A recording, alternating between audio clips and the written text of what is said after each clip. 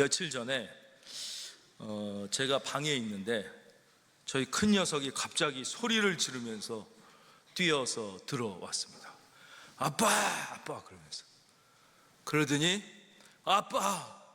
우리나라가 노벨 문학상을 받았어요. 너무 좋아서 펄펄 뛰면서 들어왔습니다. 그래?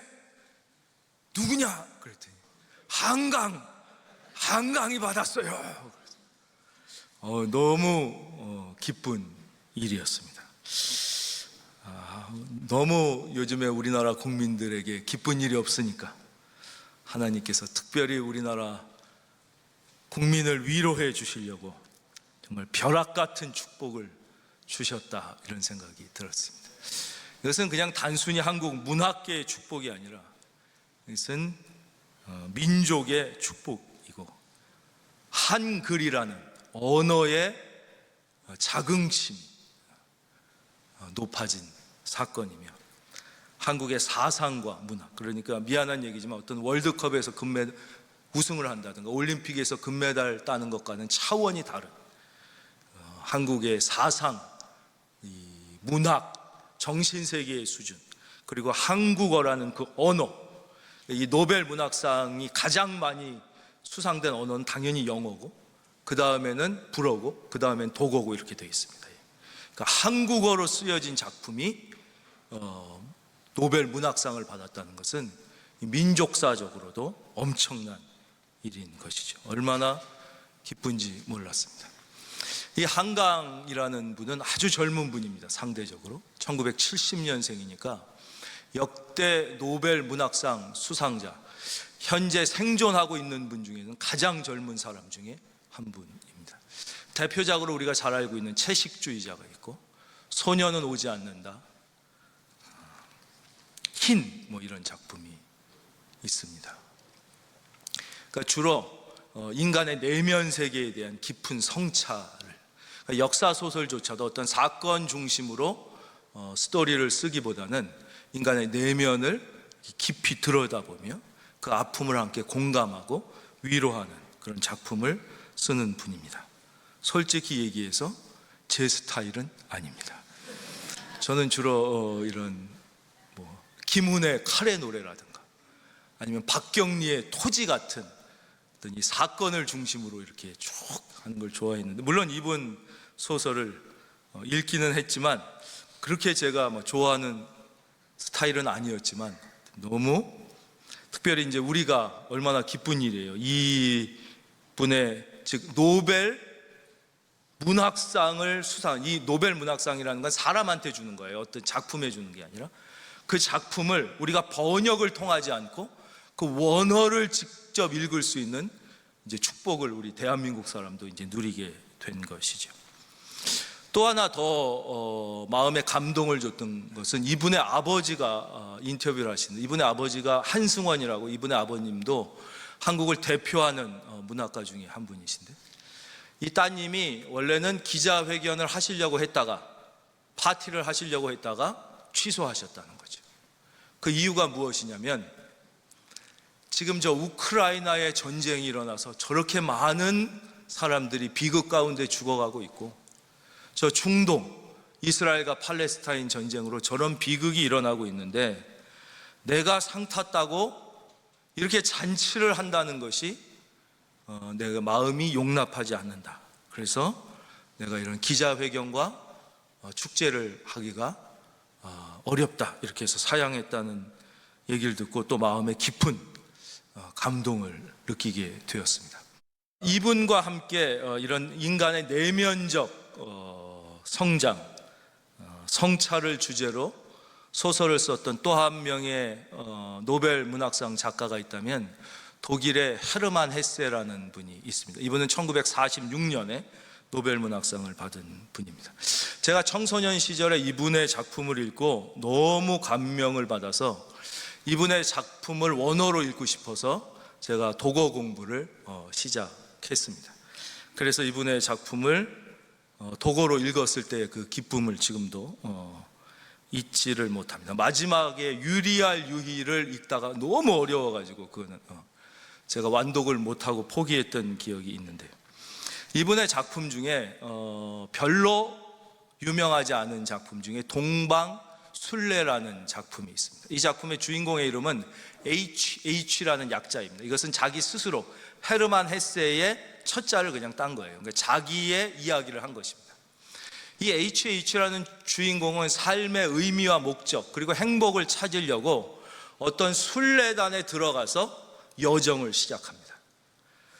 그러면서 이 여정을 이 순례단과 함께하면 무언가 내 삶의 진정한 의미와 목적과 행복을 찾을 수 있을 거라고 생각하죠. 그리고 그 순례단에서 레오라는 이름의 별로 특별하지 않은 한 사람을 만나게 됩니다. 그 레오라는 사람은 별로 특별하지 않습니다. 하는 일도 대단하지 않습니다. 그냥 어떤 사람이 아프다 그러면 그냥 약을 발라주고, 누가 힘들다 그러면 짐을 좀 나눠줘주고, 이제 밤에 짐승이 많은 곳에서 야영을 하게 돼서 경계를 쓰게 되면 1시간씩 돌아가면서 때 다른 사람을 대신하여 한 2시간 정도 서주는 겨우 그 정도의 일만 하는 눈에 띄지 않는 사람이었습니다. 그런데 여정이 계속되다 보니까 안에서 문제가 발생합니다. 인간의 모임은 누구나 다 그런 거예요. 그리고 다툼이 일어나고 언성이 높아지면서 결국 좋은 목적을 갖고 시작됐지만 안에 갈등이 증폭되면서 순례단은 결국 깨지게 됩니다. 그리고 순례를 계속하지 못하고 순례를 중도에 포기하게 되죠. HH는 그 순례단마저 깨지게 되자 매우 낙심하게 됩니다. 그리고 자기 인생을 다시 돌아봅니다. 왜 순례단이 깨졌을까? 왜 나는 나의 삶의 의미와 목적과 기쁨을 여기서도 찾지 못했을까라고 되돌아보다가 이 순례단 안에 계속 갈등과 문제가 있었지만 어느 순간, 바로 그 순간은 이 레오라는 인물이 그 순례단에서 사라진 바로 그 순간부터 이 갈등이 점점점 더 커지기 시작하면서 결국 이 순례단이 붕괴됐다는 사실을 깨닫게 됩니다. 그리고 시간이 얼마 지나지 않아서 우연히 이 레오라는 인물을 다시 만나게 되죠. 그때 그는 놀라운 사실을 깨닫게 되는데, 이 레오라는 전혀 눈에 띄지 않았던 평범한 사람이 사실은 동방순례단 같은 여러 순례단들을 이끄는 교단의 실질적 지도자였다는 사실을 깨닫게 됩니다. 레오는 다시 HH에게 순례단에 들어올 것을 권유하면서 모든 인간은 한계와 약점을 가지고 있고 자신의 한계와 약점을 인정하면서 서로의 한계와 약점을 보듬고 살아가는 것이 인생임을 깨닫게 되며 성숙해 간다는 것이 바로 이 동방순례의 이야기입니다. 이 소설을 읽으면서 제가 제일 처음 떠올린 것은 물론 예수님이었습니다. 이것은 바로 예수님의 리더십이죠. 바로 섬김의 리더십입니다. 예수님은 섬김의 리더십의 본을 보여주셨습니다. 그리고 그 예수님을 믿는다고 하는 제 자신을 또 한 번 돌아보게 되었습니다. 과연 나는 예수님을 닮아가기 위하여 노력하고 있는가? 나는 과연 이 섬김의 리더십을 배워가기 위하여 애쓰고 있는가? 다시 한번 내 자신을 돌아보는 계기가 되었습니다. 자, 오늘 본문의 말씀 11절은 이렇게 시작됩니다. 11절 화면 보겠습니다. 자, 이제 우리가 소리내서 한번 다 같이 읽어볼까요? 시작. 하나님이 바울의 손으로 놀라운 능력을 행하게 하시니. 그러니까 사도 바울을 통하여 하나님이 놀라운 일을 행하신 거예요. 이 한 절에서 하나님께서 우리에게 강조하시는 것은 이 놀라운 능력을 일으키시는 주체가 바울이 아니라 하나님이라는 거예요. 다시 보겠습니다. 하나님이 하신 거예요. 사도 바울은 순전히 도구에 불과했다는 거예요. 하나님이 바울의 손을 통하여 놀라운 능력을 행하게 하셨던 것이죠. 그럼 이 놀라운 능력은 왜 사도 바울을 통하여 나타났느냐 하는 것이에요. 다시 복습하겠습니다. 언제 우리의 삶 가운데 하나님의 권능이 경험되냐면 첫째는 바로 포기할 때라고 말씀드렸어요. 그러니까 믿는다, 우리가 예수를 믿는다는 것은 무엇이냐? 바로 세상을 포기하는 것을 의미하는 것이죠. 그래서 성경은 하나님과 세상을 겸하여 섬길 수 없다고 우리에게 분명하게 말씀하는 것입니다. 현대인이 신앙에 대하여 가지고 있는 아주 가장 잘못된 이해, 오해 중에 하나는 무엇이냐면, 내가 가지고 있는 직업, 내가 가지고 있는 가정, 내가 가지고 있는 취미, 내가 가지고 있는 신앙, 이렇게 신앙을 생각한다는, 절대 그렇지 않습니다. 신앙은 내가 가지고 있는 직업과 가정과 취미, 또 신앙, 이 중에 일부가 아니라 신앙은 나의 전부인 것이죠. 예수 그리스도는 나의 전부가 돼. all or nothing이죠. 그렇지 이것도 가지고 저것도 가질 수는 없는 것입니다. 즉 세례를 받는다는 것은 무엇이냐? 예수와 함께 온전히 죽는 것이죠. 세상을 온전히 포기한 자만이 다시 예수와 함께 다시 사는 생명의 역사가 주어지는 거예요. 그러니까 예수님께서 어떻게 우리 주 구세주가 됐냐? 부활하셨기 때문에 구세주가 됐는데, 부활하시려면 어떻게 돼야 돼요? 십자가에 죽으셔야지 부활이 되는 거예요. 죽지 않고는 부활할 수 없듯이 세상을 온전히 포기하지 않고는 우리가 하나님 나라를 얻을 수가 없는 것이에요. 이것을 제가 성경이 어떻게 표현한다고 말씀드렸어요? 결혼으로 표현한다고 말씀드렸잖아요. 주의 순결한 신부가 되는 거라고 말씀드렸어요. 그래서 내가 이 남자랑 결혼한다는 것은 이 남자의 모든 사랑을 얻는 동시에 어때요? 지구상의 40억의 모든 남자를 포기하는 것을 의미하는 거지, 이 남자의 사랑도 얻고 김중배의 다이아 반지도 포기 못해, 이거는 그런 건 없다는 것이에요. 그렇게 될 때 비극이 일어난다는 것이죠. 마찬가지로 내가 이 여자랑 결혼한다는 것은 이 여자만을 사랑하고 이 여자의 모든 사랑을 받는다는 것과 동시에 이 여자를 제외한 지구상의 모든 여자에게 한눈을 팔지 않겠다는 포기를 의미하는 거지, 내가 이 여자를 사랑하지만 내가 한눈도 팔고 내가 재미도 보겠다 이러는 순간 가정은 파탄나고 비극이 일어나게 된다는 것이죠. 그래서 제일 중요한 건, 신앙은 포기할 때만 진짜 신앙이 시작되는 것이에요. 그럴 때만. 근데 포기하는 게 쉽지가 않지요. 그래서 포기할 때 눈물이 줄줄줄줄 나는 거예요. 그래서 저도 포기하려고 그러면 너무 포기하는 게 힘들고, 하나님 앞에 눈물이, 하나님 진짜 이거까지 포기해야 됩니까? 막 눈물이 줄줄줄줄 나는 거예요. 그러나 그럼에도 불구하고 포기하면 다 잃어버리는 것 같지만 정말 중요한 것을 하나님이 주시는 거예요. 포기하는 것과는 비교도 안 되는 것을 하나님께서 주시는 것을 경험하게 되는 것입니다. 그 비교도 안 되는, 100년을 포기하면 영원을 얻게 되는 것이고요, 작은 것을 포기하면 어마어마한 것을 얻게 되시는 것입니다. 포기할 때는 우리가 아까워서 울지만 그거를 포기 못하면, 제가 내려놔야 된다고도 막 선교사님 얘기하면서도 많이 말씀드렸잖아요. 그 장난감을 갖고 계산대 위에 내려놔야지, 그걸 못 내려놓고 들고 있으면 안 된다고도 말씀드렸어요. 근데 이제 이걸 못하면, 내가 뭐 이 정도 됐는데 이 정도는 내가 그래도 해야 되지 않겠나, 뭐 이것까지 내가 이 정도는 누릴만 하지 않겠나, 이 정도 내가 해야 되지 않겠나 하고 막 포기를 못하는 순간 이제는 있던 것까지 다 빼앗기게 되는 것이죠. 그러니까 하나님이 사랑하기 때문에 하나님을 정말 의지하여 천국을 빼앗기지 않게 하기 위해서 그것까지 하나님이 빼앗아 가게 되는 것이에요. 그래서 첫째가 사도 바울이 세상을 포기해요. 사도 바울이 뭐래요? 내가 히브리인 중에 히브리인이요, 얘가 바리새인이요, 가말리알 문화요, 모든 것을 예수를 위하여 다 배설물처럼 포기했다고 그러죠. 배설물처럼 포기했을 때, 그때 하나님께서는 사도 바울을 통하여 능력을, 하나님의 역사를 이루어 가시는 것이죠. 두 번째는 이제 집중이에요. 포기만 했다고 다가 아니라, 이제 내려놨으면, 세상을 포기했으면 이제 하나님께 집중해야 되는 거예요. 집중. 그래서 이 두란노에서 어떻게 해요? 날마다 말씀을 강론했잖아요. 말씀. 우리가 여기 말씀과 성령, 말씀은 곧 예수님이에요. 그러니까 신앙은 세상을 포기하는 동시에 예수님에게 집중하는 거예요. 집중. 한눈을 팔면 안 돼요. 예수님에게 집중. 예수님은 누구냐?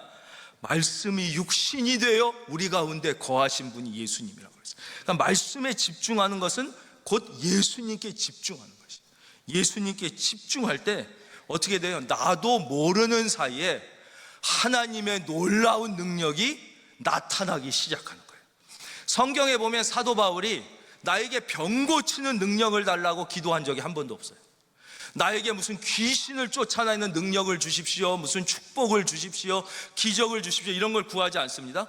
오직 세상을 포기하고 말씀에만 집중할 때 나도 모르는 사이에 나를 통하여 하나님의 권능이, 능력이 나타나는 것이지, 왜 나는 축복을 안 줍니까? 나에겐 왜 기적이 안 나타납니까? 나에겐 왜 좋은 일이 권능, 그걸 구해서 주는 게 아니에요. 말씀에 집중할 때 나도 모르는 사이에 하나님의 권능이 나타나게 되는 것이에요. 그래서 우리가 찬양도 우리가 부르잖아요. 나의 시선을 주님께 드리고 살아계신 하나님을 느낄 때. 아니 목사님, 하나님이 보이지도 않는데 어떻게 합니까? 하나님이 만져지지도 않고 소리도 안 들리는데 하나님을 어떻게 믿습니까? 우리가요, 시선을 하나님께 고정하잖아요. 하나님께 집중하면요, 하나님이 느껴지기 시작하는 거예요. 느껴지기. 그래서 주님이 그러잖아요. 너 바람이 보이냐? 그러나 바람이 느껴지지 않느냐. 성령님이 그렇게 느껴진다 그러시죠. 살아계신 하나님이 옆에 잠자리에 아내가 같이 자냐 안 자냐가 느껴지잖아요. 느껴지잖아요. 그래서 우리가 나의 시선, 우리는 너무 시선을 자꾸 세상에 뺏기잖아요. 나의 시선을 주님께 드리고 살아계신 하나님을 느낄 때 내 삶은 주의 역사가 되고 하나님이 일하기 시작하네. 그때 여러분의 삶을 통하여 하나님이 일하기 시작하시는 거예요. 그러니까 포기와 집중, 바로 사도 바울을 통하여 우리가 오늘 본문을 통하여 배우게 되는 것이죠. 제가 이제 달리기 국가대표한테 달리기 잘하는 법을 이제 배웠어요. 그분이 그러시더라고요. 누구나 다 이제 물론 훈련을 하면 저 잘하게 되는데 이 방법만 알아도 당장 1초에서 2초 정도를 100m를 더 잘 뛸 수가 있다는 거예요. 좀 신기하죠? 그게 왜냐? 왜 대부분의 사람들이 자기의 능력을 발휘를 못하냐면 100m를 뛸 때 자꾸 앞으로 뛰려고 그래서 그런다. 이거 너무나 당연한 거 아닙니까? 100m는 앞으로 뛰어야 되잖아요. 근데 이분이 그러더라고요. 앞으로 뛰려고 그러지 말고 100m를 뛸 때 위로 뛰려고 그래야 돼요. 점프, 높이 뛰려고 그러면서 뛰면 한 걸음에 쭉쭉 나가게 돼가지고 보통 사람도 1초에서 2초를 그냥 더 훈련을 하면 물론 더 빨라지겠지만 100m가 훨씬 빨라진대요. 근데 대부분 다 앞으로 뛰려고 그러니까 종종 되고 멀리 못 나가는. 제가 그 얘기를 딱 들으면서 우리가 그렇게 살고 있는 것 같아요. 그렇죠? 우리가 예수 믿고 살면서도 하나님께 가까워지려고 하나님께 뛰어야 되는데 자꾸 앞으로만 나가려고 그러니까 여러분, 하나님을 향하여 뛰기를 바랍니다. 우리가 하나님의 말씀을 향하여 뛸 때 하나님께서 우리를 앞으로 나가게 해 주시는 것이죠. 그래서 12절, 심지어 사람들이 바울의 몸에서 손수건이나 앞치마를 가져다가 병든 사람에게 얹으면 그 병이 떠나고 악귀도 나가더라 그랬어요. 그러니까 하나님은 모든 믿는 자에게, 진심으로 믿는 자에게 모든 병마를 쫓아내고 귀신을 쫓아내는 권세를 주셨어요. 이건 제 얘기가 아니라 예수님이 분명하게 해주신 말씀이에요. 그러니까 이게 사도 바울에게만 나타난 역사가 아니라 모든 믿는 자에게 하나님이 주신 거예요. 성경에 예수님이 그 말씀을 너무너무 많이 하셨는데 이 시간에는 두 군데만 먼저 찾아보도록 하겠습니다. 마태복음 10장 1절에서 예수님이 이렇게 말씀하십니다. 예수께서 그의 12제자를 부르사 더러운 귀신을 쫓아내며 모든 병과 모든 약한 것을 고치는 권능을 주시니라. 그렇게 나와 있어요. 분명하게 나와 있습니다. 누가복음에도 나와 있습니다. 누가복음 10장 17절부터 제가 읽겠습니다. 17절. 70인이 기뻐하며 돌아와 이르되 주여, 주의 이름이면 귀신들도 우리에게 항복하더이다. 예수께서 이르시되 사탄이 하늘로부터 번개같이 떨어지는 것을 내가 보았노라. 내가 너희에게 뱀과 정갈을 밟으며 원수의 모든 능력을 제어할 권능을 주었으니 너희를 해칠 자가 결코 없으리라. 20절. 이거는 같이 한번 읽어볼까요? 소리내서 시작. 그러나 귀신들이 너희에게 항복하는 것으로 기뻐하지 말고 너희 이름이 하늘에 기록된 것으로 기뻐하라 하시니라 그랬습니다. 그래서 모든 믿는 자에게는 예수의 이름으로 모든 병을 고치고 귀신을 쫓아낼 권능을 주셨다는 이 사실을 저는 여러분이 믿으시기를 주의 이름으로 축원합니다.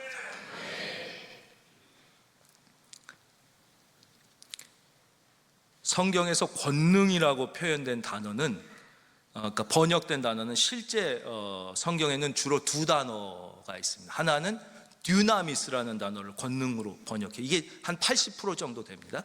또 하나는 엑수시오라는 단어를 우리 성경엔 권능이라고 표현. 이건 한 10에서 20% 정도 됩니다. 이 듀나미스라는 단어에서 다이나마이트가 온 거예요. 이 파워라는 단어가 온 거예요. 그래서 권능 뭐예요? 작지만 다이나마이트, 바위를 쪼개는 거예요. 힘. 작지만 태산을 울리는 힘. 이 권능, 듀나미스. 근데 여기서 오늘 우리가 읽은 이 말씀의 이 권능은 바로 엑수시오라는 단어를 번역한 거예요. 이 엑수시오는 옛날 성경에는 권세 이렇게 번역됐어요. 권세. 다시 보겠습니다. 마태복음 10장 1절. 예수께서 그의 12제자를 부르사 더러운 귀신을 쫓아내며 모든 병과 모든 약한 것을 고치는 엑수시오를 주셨다. 이 엑수시오는 뭐냐? 권세예요. 예를 들면 이런 거예요. 여기 엄청난 10톤 버스가 시속 200으로 고속도로를 달리는 거예요. 이것을 세울 수 있는 사람은 아무도 없어요. 그러나 교통경찰이 삑 하고 불면 이 버스는 서야 돼요. 안 쓰면 운전자는 감옥 가요. 왜요? 이 교통경찰에게 엑수시오가 있기 때문에. 국가가 부여한 권세가 있어요. 그래서 삑 하면서 이게 바로 엑수시오예요. 여기 막 150km 조직 폭력배 막 온몸을 막 그림을 그려 도화지야. 그래가지고 막 깍두기 여기 40km 150도 안 되는 여자 판사예요. 그래도 오이 너 이렇게 사람을 때리고 나쁜 놈 징역 20년 땅 20년 들어가요. 왜요? 이 판사에게는 엑수시오가 있는 거예요. 권세, 국가가 부여한 권세가 있는 거예요. 바로 이 주님이 말씀하신 여기에서 이 권능, 그리고 누가복음 10장 19절 다시 한번 읽어볼까요? 내가 너희에게 뱀과 정갈을 밟으며 원수의 모든 능력을 제어할 권능, 이게 바로 엑수시오예요. 를 주었으니 너희를 해칠 자가 결코 없다는 것이. 그리고는 20절 말씀이 기가 막힌 말씀이에요.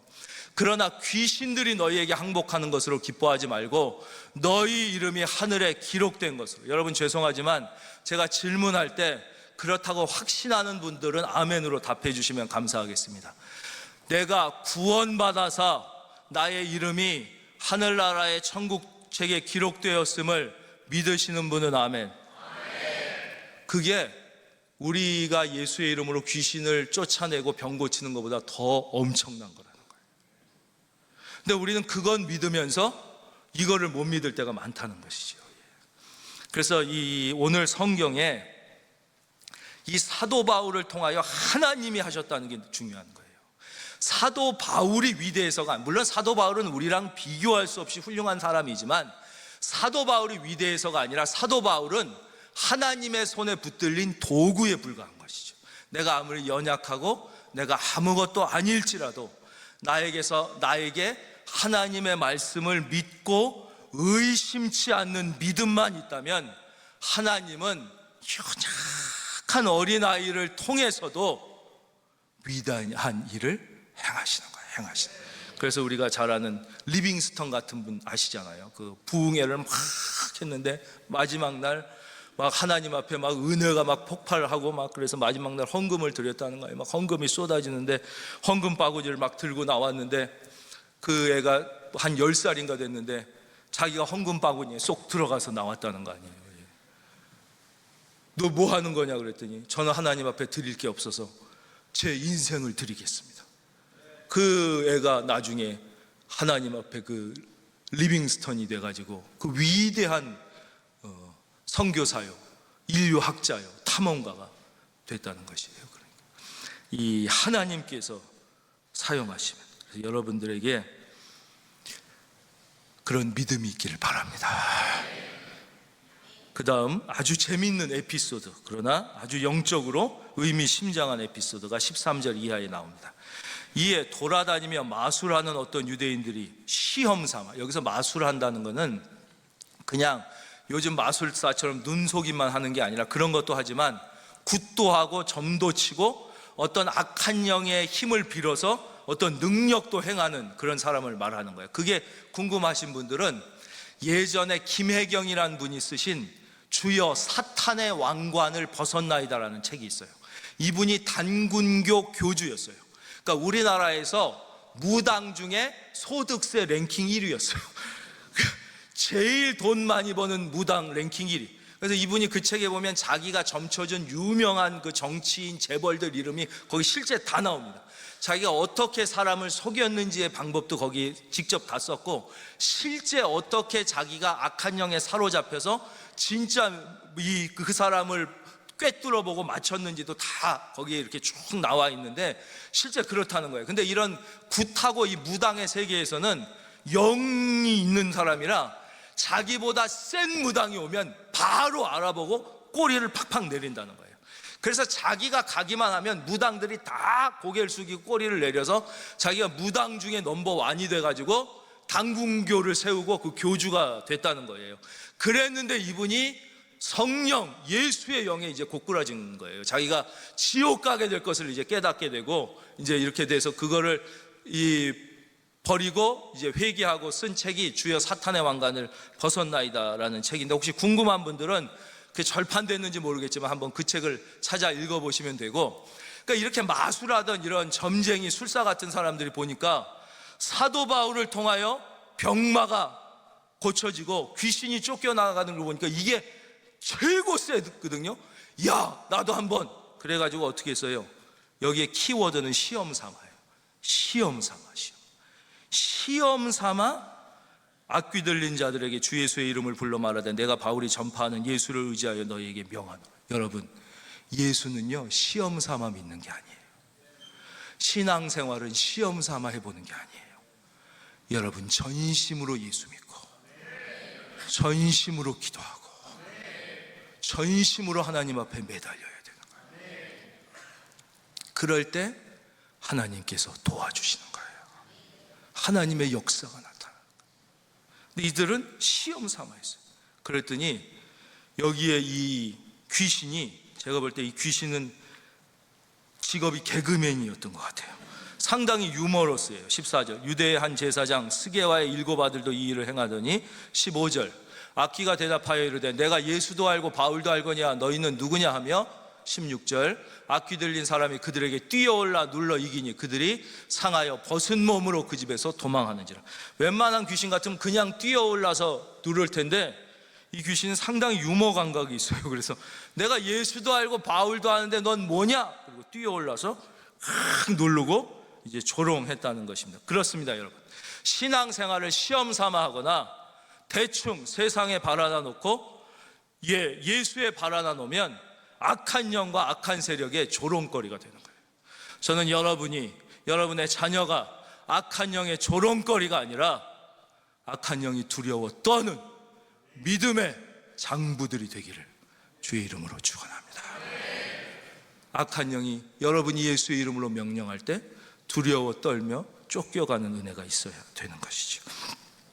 바로 이게 오늘 본문을 통하여 하나님께서 우리에게 주시는 말씀입니다. 10월 27일 날 우리 교회는 추수감사주일이고 또 한국교회에서 우리가 함께 모여서 뜨겁게 기도하자라는 준비가 있습니다. 거기는 이제 동성연애하는 분들도 있고 또 나는 남자로 태어났지만 여자다 뭐 이런 분들도 있고, 나는 여자로 태어났지만 나는 남자다 이런 분들이 이제 있습니다. 그러니까 교회의 입장은 무엇이냐 하는 것입니다. 그분들도 얼마나 힘들겠어요, 그렇죠? 여러분이 얼마나 힘들겠냐 이거예요, 그렇죠? 우리가 그 입장이 돼보진 않았지만 여러분들이 얼마나 힘들 거를 짐작은 한다는 거죠. 짐작은 합니다. 그러니까 우리가 같이 이 문제를 가지고 하나님 앞에 나가서 우리가 이 문제를 하나님 앞에 기도로 내어놓고 하나님의 도우심을 구하며 우리가 죄 용서를 구하며 나가자, 이렇게 하는 것이죠. 왜냐? 동성애자들만 죄인은 아니에요. 하나님 앞에 죄인이 아닌 사람이 누가 있습니까? 우리는 다 죄인이거든요. 그러니까 그 죄를 가지고 우리가 하나님 앞에 같이 나가서 하나님께서 이 문제를 해결해 주심을 바라는 거죠. 아니, 우리는 날 때부터 동성애자인데 그게 왜 죄냐? 그렇게 말씀할 수도 있어요. 그러니까 제가 그 입장이 안 돼봤으니까 참 그분들 입장은 딱하죠. 그러나 우리가 좀 다르게 생각해 보면 어떤 분들은 날 때부터 거짓말을 엄청 잘하는 애들이 있어요. 애 키워보신 분들은 알 거예요. 말할 때부터 거짓말을 청산유수로 하는 애가 있어요. 난 날 때부터 거짓말이 천성인데 왜 거짓말을 못하게 하냐? 그럴 수는 없잖아요. 거짓말을 하지 않는 것이 옳은 것이다. 우리가 같이, 어떤 애는요, 어렸을 때부터 밖에 나갔다만 하면 애를 패고 오는 애들이 있어요. 그렇잖아요. 난 태어날 때부터 애 패는 게인데 난 그럴 수는 없잖아요. 폭력은 나쁜 것이다. 우리가 그렇지 않고 같이 해야 돼. 이건 남에게 아무 피해도 주지 않는 건데 우리끼리인데 이게 왜 죄악이냐? 그럼 마약도 죄가 아니죠. 자기가 자기 돈 내서 자기 망하는. 그렇지 않습니다. 죄냐 아니냐의 기준은 사람에게 있는 게 아니라 하나님께 있는 거예요. 하나님. 성경에서 반복하여 죄라고 말씀하시는 거예요. 예를 들면 이런 거죠. 아프리카에 살던 식인종들은 5,000년 동안 사람을 죽여서 사람을 잡아먹고 살았어요. 그들의 문화에는 사람을 죽여 먹는 게 죄가 아니에요. 그러면 지금도 사람을 죽여서 먹어도 됩니까? 아니죠. 성경이 살인은 죄라고 그러면 아무리 5,000년이 아니라 100만 년 동안 그랬어도 고쳐야 되는 거예요. 잘못했다 그러고 식성을 바꿔야 되는 것이에요. 우리 이재훈 선교사님 수요일 날도 오셔서 말씀하지만 마다가스카르의 어떤 부족은 부족 전체의 직업이 태어날 때부터 소도둑이에요. 그건 부족이 다 하는 게 그냥 소도둑질 해갖고 팔아먹는 게 그 부족. 그럼 우리 부족은 원래가 도둑질 하는 게 부족의 일인데 계속 도둑질 해야 됩니까? 아니에요. 성경에서 도둑질 하지 말라고 그랬으면 이제는 다른 사는 길을 찾아야 되는 거예요. 우리 민족은 원래가 도둑질 하던 민족이다. 그러면 안 돼요. 왜냐? 죄냐 아니냐를 결정하는 것은 인간이 아니라 성경의 말씀이기 때문에. 그래서 이 남자로 태어났는데 나는 여자다, 그분들 입장은 물론 괴롭겠죠. 자기가 여자로 느껴지니까. 그러나 성별은 하나님이 정해주시는 거예요. 내가 결정하는 게 아니에요. 그러면 나는 그냥 세금 내기 싫으면 침팬치 할래요. 그러면 세금 안 내도 되는 겁니까? 지금 미국에 그런 사람 나왔다고 제가 말씀드렸죠. 남자인데 어마어마한 재벌인데 나는 침팬치다. 나한테 세금 걷지 말아라. 난 내 스스로를 침팬치라고 생각하는데 왜 남자가 여자라고 그러는 건 인정해 주면서 내가 침팬치라고 생각하는 건 인정 안 해주냐? 그러는 거예요. 이 사람은 막 1년에 수백억씩 버는 사람인데. 그럼 어떡할 거예요? 하나님께서 인간으로 만들었으면 인간이고 강아지로 만들었으면 강아지고 남자로 만들었으면 남자인 거예요. 근데 그게 아니로 느껴진다 그러면 우리 한번 같이 기도하면서 하나님 앞에 나가보자. 우리는 모두 다 하나님 앞에 문제가 있는 죄인들이니까 이 문제를 같이 아파하며 나가보자는 것이 교회의 입장이지, 절대 무슨 소수자들을 우리가 막 강압적으로 막 핍박하고 니들은 나쁜 놈, 그런 게 아니에요. 나쁜 놈이 아니에요. 하나님 앞에 죄인 아닌 사람이 누가 있고, 누가 나는 의롭다고 할 수 있는 사람이 누가 있겠습니까? 우리가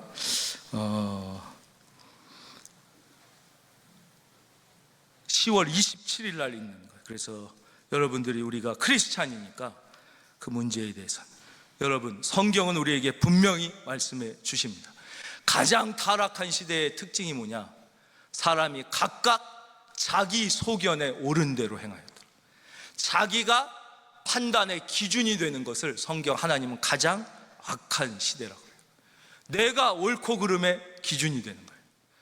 그게 아니에요. 성경은 하나님이 기준이라는 거예요. 저는 여러분과 여러분의 자녀들이 하나님의 말씀을 기준으로 사는 하나님의 사람들이 되기를 주의 이름으로 축원합니다.